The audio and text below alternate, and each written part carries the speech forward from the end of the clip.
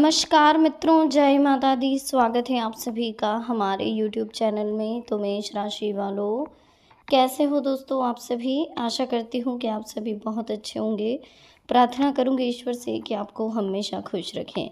आज की वीडियो में बात करेंगे 23 अप्रैल से लेकर 30 अप्रैल 2023 आखिर क्या होने वाला है, किस तरह के संकेत मिलने वाले हैं, आपके किस घर के किस कमरे में रहते हैं देवी देवता, और किस तरह से आप गलतियां कर रहे हैं, किस तरह से परेशानियों का सामना करना पड़ रहा है।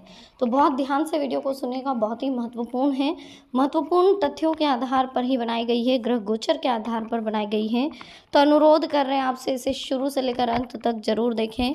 पसंद आए तो प्लीज़ लाइक करें, कमेंट सेक्शन में जय माता दी के जयकारे लगाएं, चैनल को सब्सक्राइब करें, बेल आइकन को प्रेस करें, वीडियो को शेयर करना बिल्कुल ना भूलें।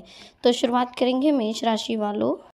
दोस्तों, आज की वीडियो में हम आपको बताने वाले हैं कि 23 अप्रैल से लेकर 30 अप्रैल 2023 आखिर क्या होने वाला है, किस तरह से आपको इन चीज़ों का ध्यान रखना है, क्या कुछ क्रिएट हो सकता है, कौन से देवी देवता है जो आपके घर में विराजमान है, और किस तरह की गलतियां आप कर रहे हैं।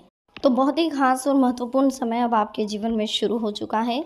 इतना ध्यान रखें दोस्तों कि घर का जो उत्तर पूर्वी कोना है, जो घर में आपने जो मंदिर जहाँ पर रख रखा है, उसे आपको साफ सुथरा रखना है। उस कोने को आप कभी गंदा ना करें। कोशिश करें कि घर के चारों कोने सुरक्षित हो, चारों कोने गंदे ना रहें, रोज़ उन कोनों की सफाई होती रहे। बाकी समय पूरी तरह से आपके पक्ष में है, तो बिल्कुल टेंशन ना लें, रिलैक्स रहें। बहुत अच्छा समय अब आपके जीवन में शुरू होने वाला है। ईश्वर की भी बहुत बड़ी कृपा आपके ऊपर होने वाली। बस कुछ गलतियां हैं जो आप कर रहे हैं, तो उन गलतियों को करने से आपको बचना होगा। देखिए, आप अपने घर में जब भी पूजा कर रहे हैं, कोई मंत्र जाप कर रहे हैं, कोई पाठ कर रहे हैं, तो कहीं ना कहीं आपका मन आपके वश में नहीं हो पा रहा है। आप पाठ कर रहे हैं लेकिन आपका ध्यान कहीं और जा रहा है, तो उसके लिए आपको कंसंट्रेशन बढ़ाने की कोशिश करनी होगी। ये गलती आपसे हो रही है जो कि सही नहीं है। इससे आपको आपकी पूजा का पूर्ण फल नहीं मिल पा रहा है, कहीं ना कहीं प्रॉब्लम आ रही है। तो आपको सबसे पहले ध्यान रखना है कि जब भी आप पूजा करें, तो या तो आप भगवान के गाने लगा लें, या तो भजन लगा लें, कुछ भी ऐसा करें जिससे कि आपका ध्यान भटके नहीं।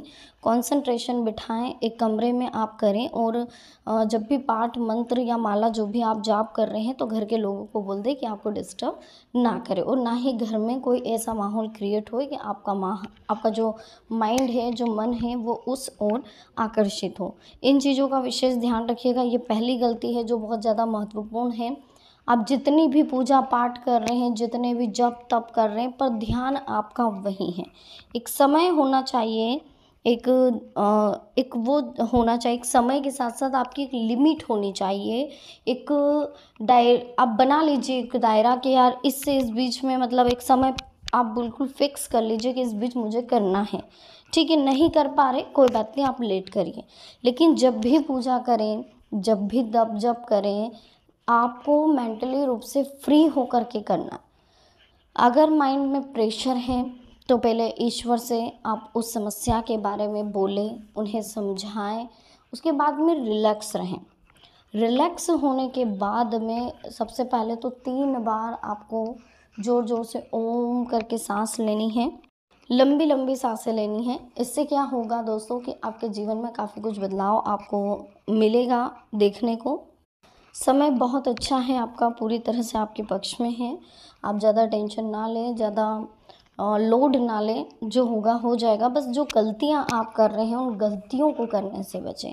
पहली गलती हमने आपको बता दी आपकी, कि आप जब भी कोई भी जाप करें, कोई भी तप कर रहे हैं, माला कर रहे हैं, पूजा आरती कर रहे हैं, उस समय आपके मन में, आपके दिमाग में कोई ऐसा ख्याल नहीं आना चाहिए जो वहाँ से आपका ध्यान हटा दे, अन्यथा उस पूजा जब तक का आपको कोई परिणाम, कोई फल नहीं मिलना। दूसरी बात, अपनी इंद्रियों को सबसे पहले तो देखिए वश में करने की कोशिश आपको करनी होगी। चाहे आप ध्यान करें, योगा करें, मेडिटेशन करें। मेडिटेशन, ध्यान बहुत ज़रूरी है अगर आप में कंसंट्रेशन की कमी है। तो आप बहुत ज़्यादा भूल रहे हैं तो भी आप मेडिटेशन करें। आपको कुछ चीज़ याद नहीं रहती है तो आप मेडिटेशन करें, बहुत जल्दी कंसंट्रेशन बिठा पाएंगे।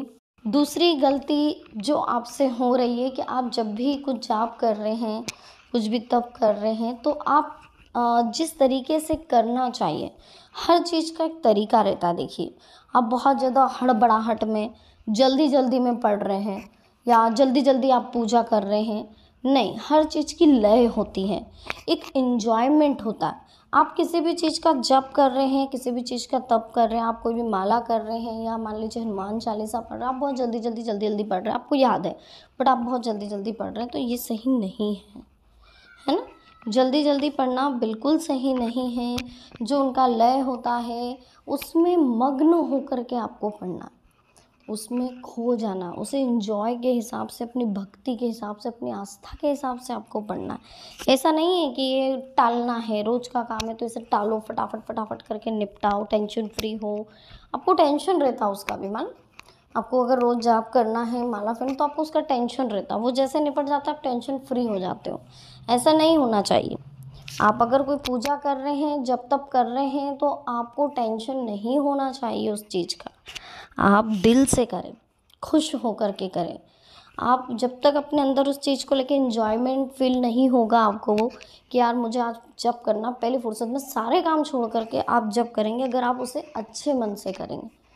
प्रॉब्लम ये आ रही है कि काम 10 हैं, ये भी करना है, तो वो जल्दी जल्दी जो निपटाना होता है उस बीच आपको फल नहीं मिल पाता, परिणाम नहीं मिल पाता। भले ही आप कितने ही पूजा पाठ जप करें, लेकिन जो एक अपनी थिंकिंग रहती है कि जल्दी जल्दी निपटा देते हैं, पढ़ा हमने तो पढ़ा, हम रोज़ पढ़ रहे हैं, ठीक है आप रोज़ पढ़ रहे हैं, लेकिन आप पढ़ कैसे रहे, ये सोचा आपने कभी? ये गलती है आपकी, ये दूसरी गलती है आपकी। जब भी आप जाप करें, जब भी आप माला या आप आरती भी कर रहे हैं, तो बहुत ज़्यादा जल्दी जल्दी नहीं करना। आरती में अगर कोई लाइन 2 बार बोलनी है तो बोले, आप 1 बार लाइन बोल के निपटा रहे हैं तो एक तरीके से इसे टालना है ना? उसका परिणाम आपको मिलेगा, लेकिन जो परिणाम 100% मिलना है वो 10% होगा। तो कहीं ना कहीं जब हम कर ही रहे हैं तो 5 मिनट 10 मिनट और लेट सही, लेकिन उस चीज़ को अच्छे से करें, मन से करें, पूरे श्रद्धा भाव से करें, तो उस चीज़ का परिणाम भी आपको अच्छे से मिलेगा। इसी के साथ जो थर्ड गलती आप करते हैं कि कभी भी आप जब तप कर रहे हैं, कोई आरती कर रहे हैं, कोई पूजा कर रहे हैं, कुछ चीज़ पढ़ रहे हैं, तो आप जब कोई किताब ले रहे हैं, जिस चीज़ में से आप पढ़ रहे हैं, तो सबसे पहले तो आपको उसके स्पर्श करना है, उनको ढूक देना है, उसके बाद में उसे स्टार्ट करना है, ठीक है।